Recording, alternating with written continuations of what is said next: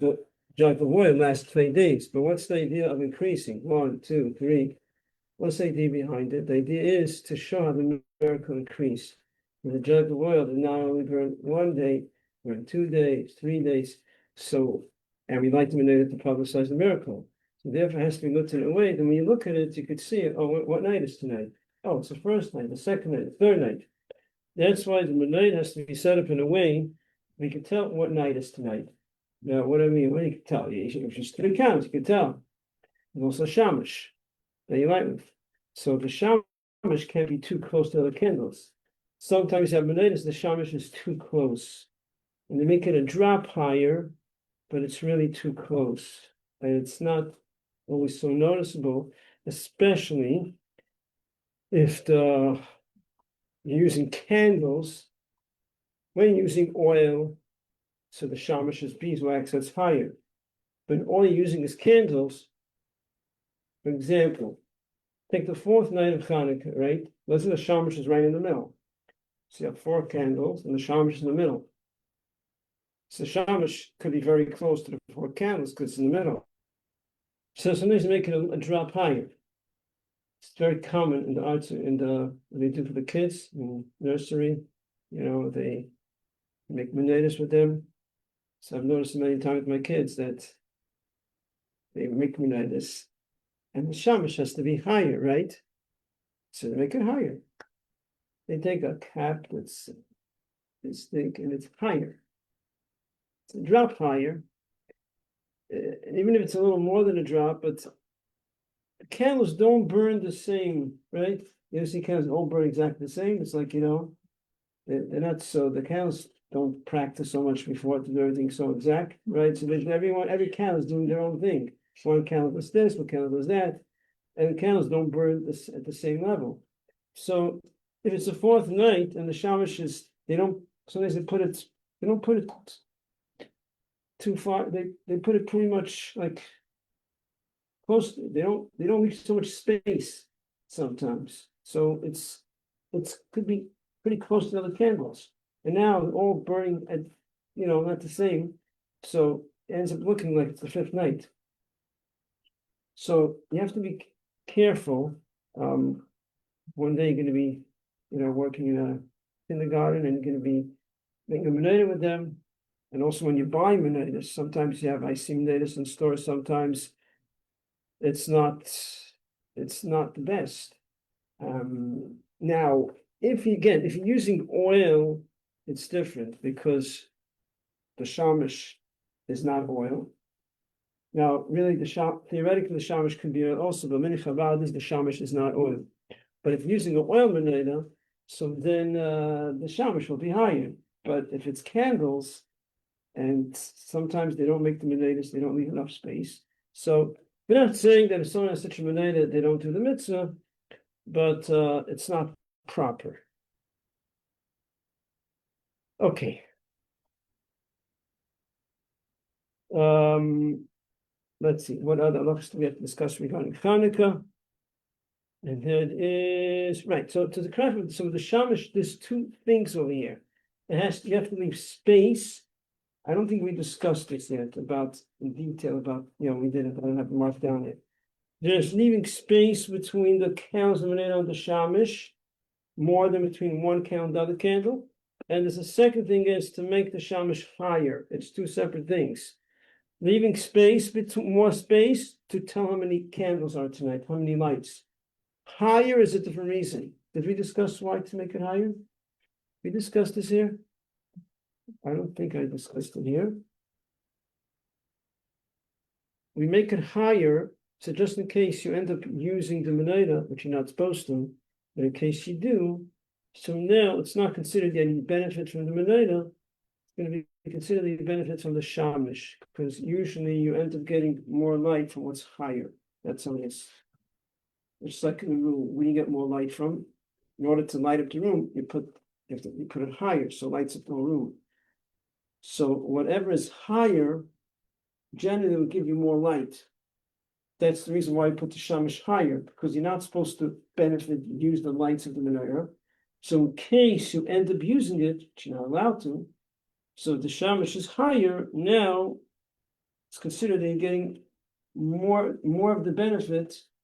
The main benefit will be coming now from the shamish, which is higher.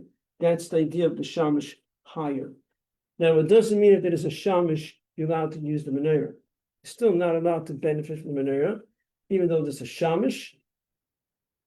Because if you will be allowed to benefit from the menorah with the shamish, what are people going to say? What impression does it give to people? It gives the impression that these candles are for light. Because back in the day, they used candles all the time to give light. So in theory, if you're sitting with the menorah and benefiting from it, it's not so obvious that it was lit for the mitzvah. We wanted to make it very obvious that these candles are lit to publicize the miracle for the mitzvah. So that's why, even though there's a shamish, we are not to benefit. But the shamish is there in case you do end up benefiting from it, using it. Now you have not transgressed, because now you got the benefit from the shamish. What is the shamish? Because if you have a shamish there, the shamish gives you enough light for what you need. So even if other candles wouldn't be there, you still have gotten the benefit from the shamish. So it's not considered a benefit from the menorah, right? Mm-hmm. Yeah. Now there's another reason why the shamish is there, because in case it goes out, the fire goes out, you could relight it. You're not allowed to light from one to the next. You can't use the menorah for other things, right? So if someone wants to smoke a cigarette, not a good example, shouldn't be smoking.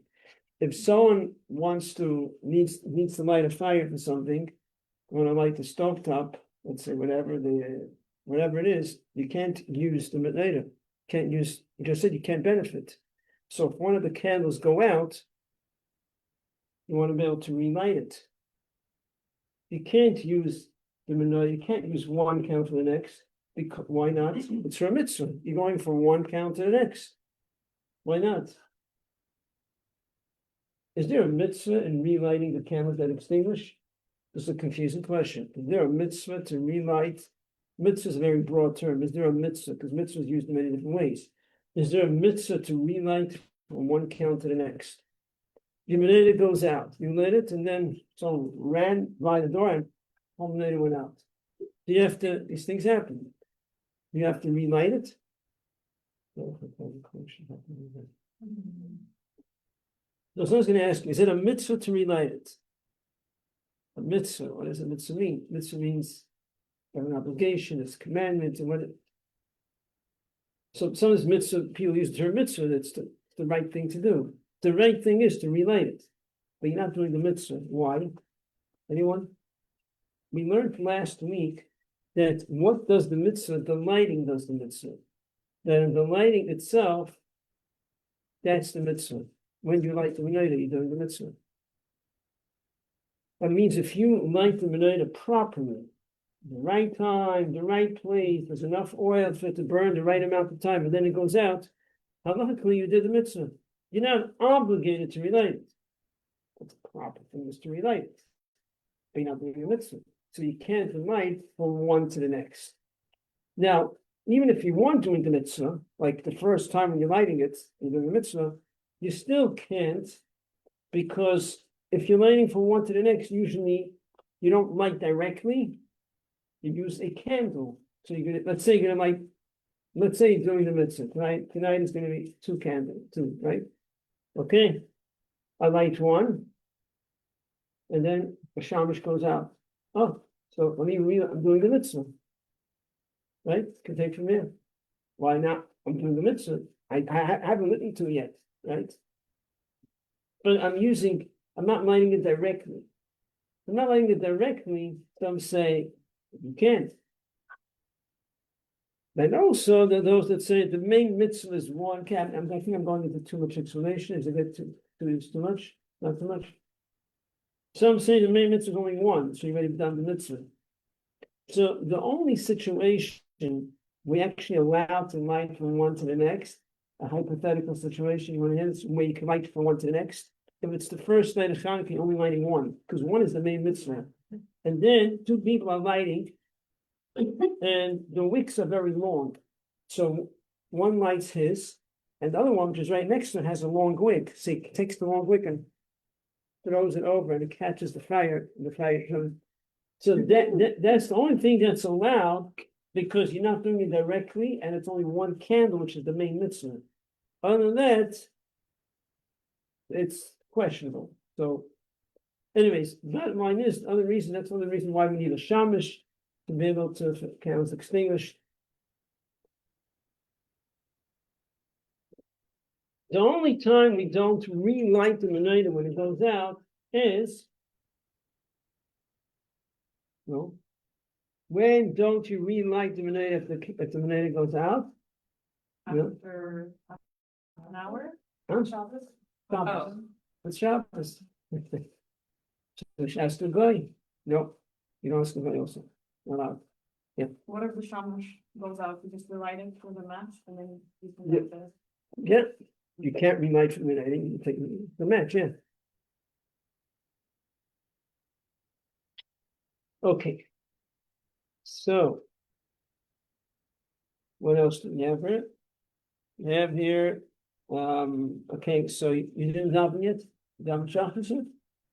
Well, so you say Hallel, it's probably now you say Hallel, then you say Ala Nisim, you say the whole Hallel, and if you forget Ala Nisim, you do not repeat that Midah. Once you say Baruch Atah Hashem, Hashem's name, you don't repeat that Midah, you just continue. Okay? So if you forget Ala Nisim, then you continue. And you already said Baruch Atah Hashem. You didn't say Hashem's name yet. You go back to Ala Nisim. Once you say Hashem's name, you just continue. Okay, so let's talk a little bit more about. You have any questions about lighting menorah? But people have questions a lot of times about traveling. They're going places. Where do you light? You go here, right? One of the questions I had was, what about a girl who's going to shliach somewhere, staying in the Chabad house, I guess sleeping in their house, eating in the Chabad house? Where do they light menorah? So if you're in someone else's house and you're eating there, if that's where you're eating, and you're far away from your own house, if you're eating in their house, you could be yotze menorah in their house. You have to be there by the menorah lighting. And what else you have to do?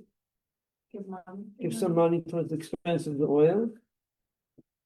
Some say money should also be towards the wicks, whatever, everything. And that's if they're eating there. But if they're not eating there, they can't be yotze over there. And the yotze in a Chabad house is not so simple. It really depends.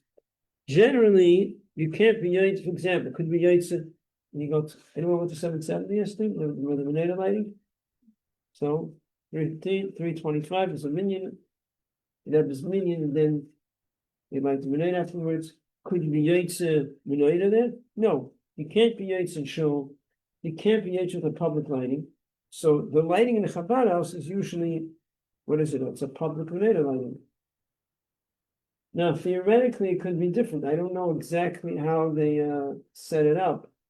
If they're making an event, inviting everyone, everyone's having a suda over there. So it's like you're hosting. It's like a wedding. You're renting a hall, and you invite people, and they're eating there. It's your place, and you're inviting them to eat.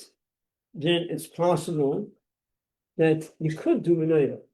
Possible meaning it depends on the situation. If they're not going to light at home, if they're far away from home, or they're not going to light at home. If they're having a party there, you're inviting them and they're eating there, then it's like inviting them to your house. So it really depends. And the Chabad house depends. You're just coming there and you're coming for an event, and whatever music, and you're coming there, and You're giving out some donuts. Donuts are not necessarily a suda. It's not, donuts is not, it's a snack, donut. It's not, even in terms of halachas and birchas and in terms of brachas, washing, you can't wash in donuts. Donuts can never become a mitzi.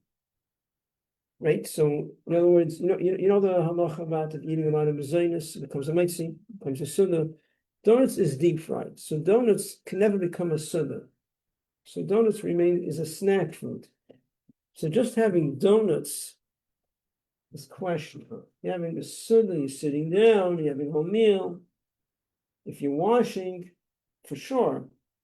If you're not washing, but if it's a suda, you're sitting down having a supper, a full meal, so that's already, that should be fine. But just having the donuts, right? It's not necessarily a suda, so that's an issue. So yeah. Can I ask about traveling? Yeah. So if someone's traveling somewhere, like let's say it's Shabbos Chanukah, they want to spend the Shabbos Chanukah with like a friend or a family that maybe isn't for God, and they'll keep food on them, but that person is for God. Like that family's gonna light by the window, or they're gonna have like the guard that's curved instead of straight. Can that person be good? They're like lighting if they contribute to it, or is it like they have to like their own menorah, like whatever, because it's like No problem. it's fine? It's not a get. Chabad has we have our meaning how we do things, but people they're following halacha. So they're lighting by the window. They're lighting by the window. Usually light by the window if it's not too high. Let's say on the first floor, maybe also the second floor. So they're following halacha. You could be yoitzer, but then you could light it. If you want to light your own, you're not to light your own later. But that's 100% fine. It's no problem.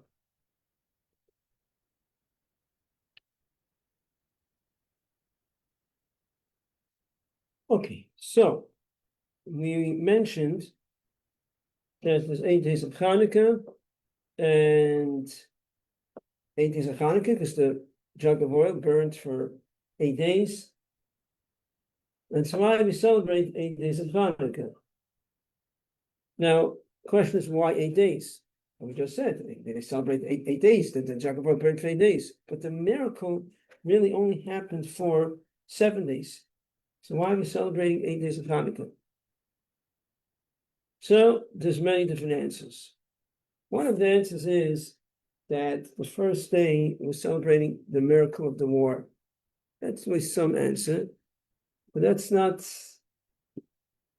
Most opinions don't bring that answer because 8 days of Hanukkah, the idea is, the simple understanding is that the miracle happened, the jug of oil burned for 8 days, and we celebrate 8 days because of the jug of oil, not because of the war.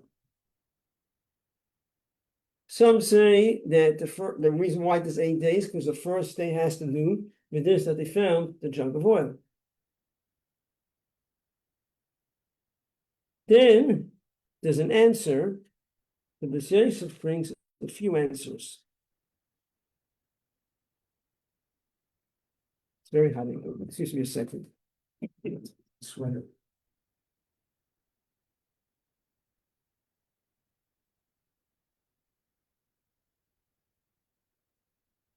I'm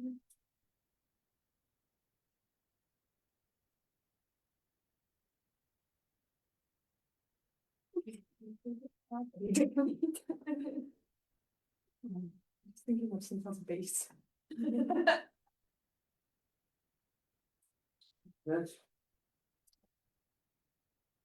The Jason brings a few answers. And one of the answers he gives is that the miracle with the oil was that the oil increased. So already the first day, there's already, did you learn this? I know maybe sometimes you learn it. Did you learn about this? No. Maybe you will learn it. So in the past, when I taught it here, they said, oh, we learned it. So anyways, Ms. Yosef says that the oil increased already the first day. So the miracle already was seen on the first day because when they filled up the oil, the flask of oil remained full. So already the first day when they fill up the oil, was enough for one day, and he filled it up, and the jug remained full. Wait, what? They took the jug of oil, they filled up the menorah. It was enough for one day to fill up the seven branches of the menorah. And after they filled it up, the jug still remained full. Oh, So the miracle was already on the first day. That's one. Then he gives another explanation.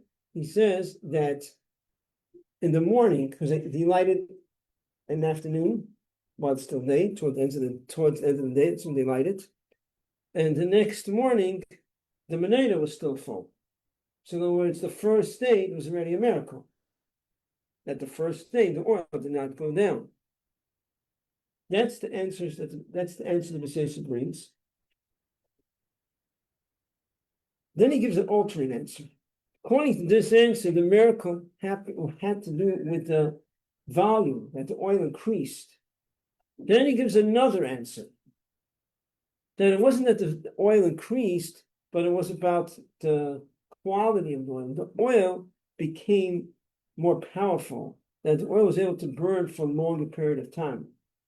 So instead of the jug of oil burning for one day, it burned for 8 days. Now, so what happened exactly? So within this explanation, he gives two ways how to explain it. One is that the oil went down every day an eighth. So only consumed an eighth of the oil, so it lasted for 8 days. Another way to explain this, that the oil was divided into 8 parts. So it should burn for 8 days. That's all from the B'Seisa. So it's interesting, on this answer that he divided up into 8 parts, there's a lot of questions. This topic is a huge discussion. Many different answers, and there's many questions and all the answers. There's a very strong question on this answer. You can't rely on a miracle. How could you rely on a miracle? Take the oil and divide up into 8 days, because you know it's going to take 8 days till you get new oil, and rely Hashem is going to make a miracle. But the B'Seisa was a great person. He says that they divide into 8 parts. And all the commentaries ask him to say, but we don't understand it. Because B'Seisa says it, it's an answer, it's an accept, but you don't understand, so we have a question. It doesn't change what the B'Seisa said. It's a great authority. The Rebbe gives a very interesting answer. The Rebbe in a mimer, in a footnote, like, by the way, the Rebbe answers the question. The Rebbe explains the Pichasidus, the whole what the miracle was. And the Rebbe explains like this, that when the miracle happened, that he found the jug of oil, it was a miracle. Now, why did Hashem make this miracle? Nothing. So the miracle happened already. They knew it's going to take 8 days till they're going to have any oil. They intuitively understood that Hashem made the miracle, that he found the jug of oil, it's for a purpose, that it should last for 8 days. So they weren't relying on a miracle. The miracle happened already. They found the jug of oil. Why did Hashem make this miracle? For nothing? It must be that it should be for 8 days. So that's why they divided up into 8 parts. But there's many questions on these answers. What is difficult with these answers?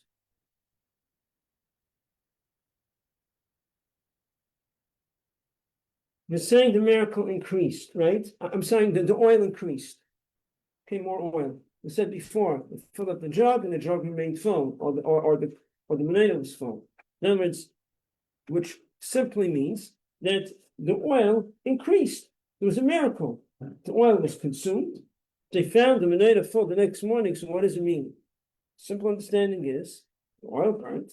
Hashem made a miracle. That oil came in a way of miracle. Now, we're supposed to light the menorah. Is a mitzvah to light the menorah in the base of Mikdash. The Torah tells us how to do this mitzvah. How? With olive oil, right? You have to use olive oil. That's how we do it. That's what Torah says. So they were doing the mitzvah. If there wouldn't be olive oil, there's no mitzvah. Where did the oil come from? Where did this oil come from after the first day? Anyone? Came from an olive, right? Really? Yeah. We just said it was a miracle. That the oil increased. So the oil didn't come from olive, it came from a miracle. So David asks, how do you do the mitzvah if the oil came from a miracle? The Torah says, Shem and Zayis, olive oil, not from a miracle.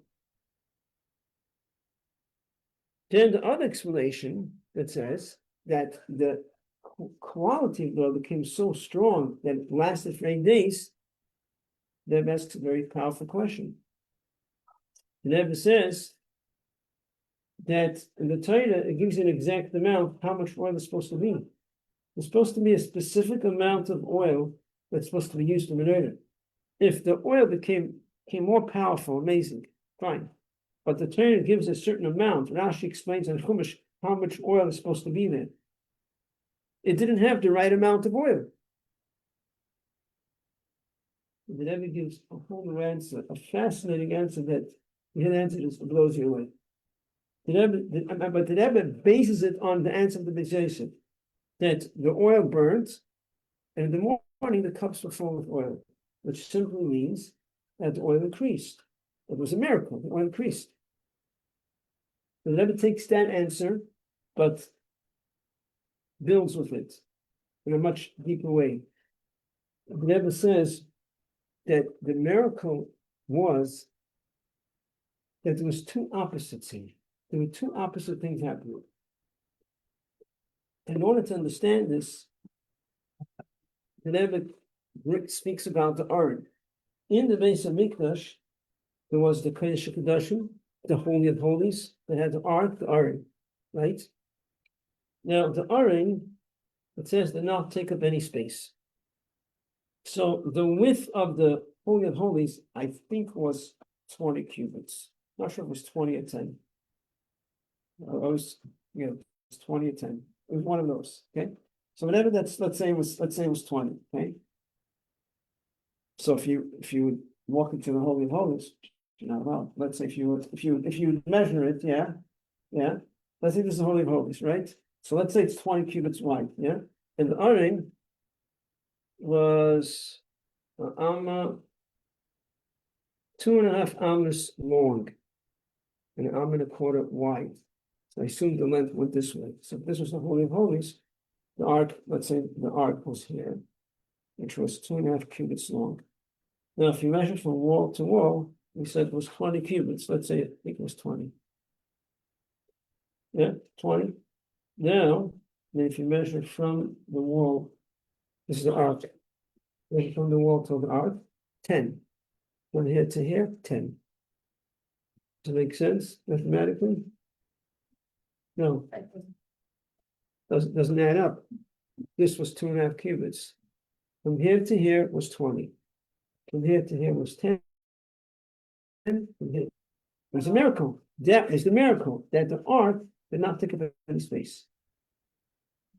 Now, but did the ark technically take up space? Yes, it was physical. So it took up space and it didn't take up space. That was the nature of the miracle. There's different types of miracles. If you Google miracle, you'll find out different types of miracles. So is it right? This Kriyas splitting of the Red Sea, this is a miracle that there's two opposites. You say there it's not like walk around and not bump into it, or like No, it took up space. I'm trying to say is, did the ark take up space? Yes. It was here, it's physical. But at the same time, it didn't take up space, because if you measure from here to here, 20, from here to here, 10, 10. It didn't make any sense. That was the miracle. The miracle was that it didn't take up space. Right? So it's called what? Numerically, or like I'm not sure what you're asking. I'm not getting you. Explain your question. I'm like, if it didn't take up space. Like it was there, but there also wasn't there. No, it was there. No, can't say it wasn't there. It was there. It was there, but it didn't take up space. That was the miracle. It was a miracle. So that says the same thing was also over here with the Medina. Now, listen carefully to understand what I'm saying over here. So this part always gets tricky when I explain it, and it's you have to like zoom into it. What we're saying is think about the ark. The ark took up space. Took up space, yes. Ark out of space. But at the same time, it didn't take up space. The other saying the Menaiah was the same thing. The oil burnt was consumed. It's supposed to use olive oil. It burnt like olive oil. It burnt like olive oil. It was being consumed. But at the same time that it was being consumed, it didn't become.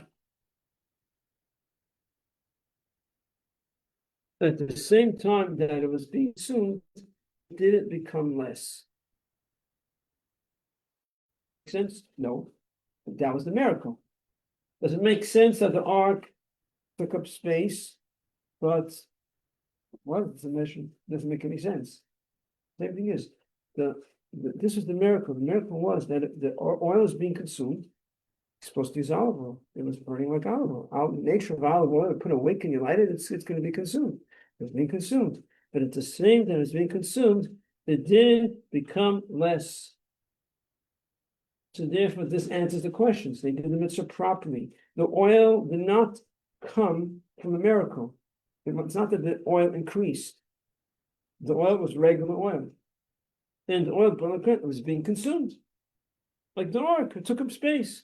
But at the same time that it was being consumed, it didn't become less. Two opposites. That was the miracle. That's how the Rebbe explains it.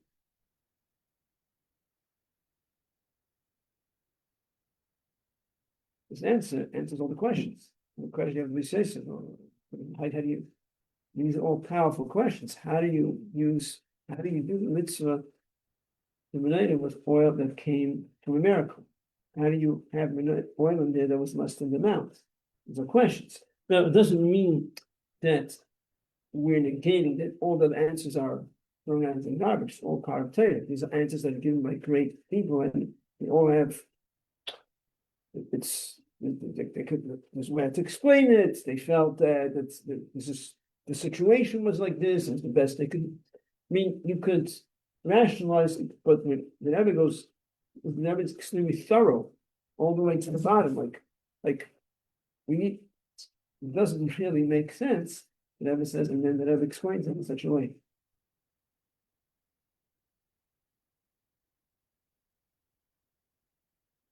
And the Rebbe goes a little deeper, because we have another rule. The Rebbe goes a little deeper than that. The Rebbe says the miracle is even greater than this. How do you make a miracle greater? Usually a miracle is, that's the miracle is the miracle. It's a miracle is great. Wait, it's a miracle. Okay, the splitting of the Red Sea. It's a miracle.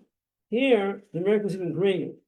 Because we're saying, why did the miracle happen? What caused the miracle to happen? Because they're having the serious nefesh for a mitzvah, to fulfill the mitzvah of lighting the Menaiah. That's the miracle came. In order to do this mitzvah, had to be specifically olive oil. What's the nature of olive oil? That it's going to be consumed. If they wouldn't have used olive oil, it wouldn't be a miracle. So the miracle only happened because they used olive oil. They did the mitzvah properly. So now we're saying, listen to this. You know what triggered the miracle? That it did not become less. Because they were using something that's olive oil, that the nature is to be consumed, that's why it became less. That's why it didn't become less. Now, we're saying, not only it's two opposites, but we're saying what caused the miracle to happen, that the oil didn't become less, is because it did. It's almost like saying, you know why it didn't become less? Because it became less. But we're not saying that that's the wrong term. Because it was consumed. Because it had the nature of being consumed, that's why it didn't become less. That's even more incredible, that the reason what caused it to happen is the opposite reason. They're saying, why did it not become less? Because they used something that the nature is to be consumed. And that's the same thing in the Beis Hamikdash, the Holy of Holies. Why did the miracle happen? Because it was the ark. What's so special about the ark? Well, it says in the Torah to build an ark, to build the Aron. And the Torah tells exactly the specific amount. It has to be a specific size. The miracle only happened because it was a specific size. So because it was a specific size, Because it took up space, that's why it didn't take up space. So that makes the miracle even greater. They know why it didn't take up space? Because it took up space. Because it took up space, that's why it didn't take up space. That's even a more incredible miracle. That will cause the miracle to happen is something the opposite doesn't make any sense. That makes the miracle even greater. Because it took up space, that's why it didn't take up space. Because you made it in a way that took up space. Okay, Mitzvah Hashem, continue on Wednesday. Thank you. Thank you.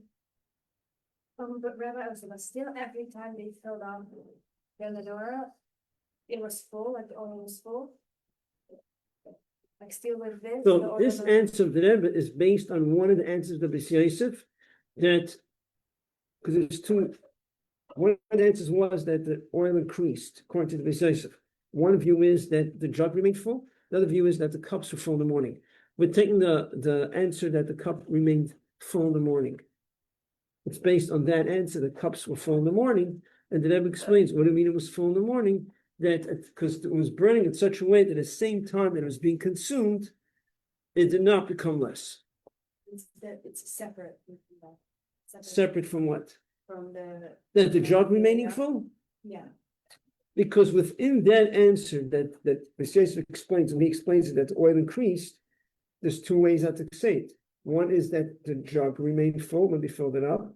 The other way is that the next morning, when they came to the Menorah, it was still full. Right? No? But they didn't happen at the same time, like it wasn't both. I'm No. imagining it being both, but now. No. Like No, it's two separate things. two separate. But This Yosef, no, it's two ways how to explain this miracle that the oil increased. There's two ways. One is that the jug remained full at the time when they were filling up the cups. The other way is that when it came in the morning, it was still full. Oh, so it's either this or that way. Correct. Yeah. And the Rebbe says that it was full, like the menorah. Right. The Rebbe takes that answer that in the morning the cups were full, and he takes that answer and explains it the way we explain it. Yeah. Yeah. Can I ask a question about the Yes. traveling? I asked you last week, but I realized some details that I think are important.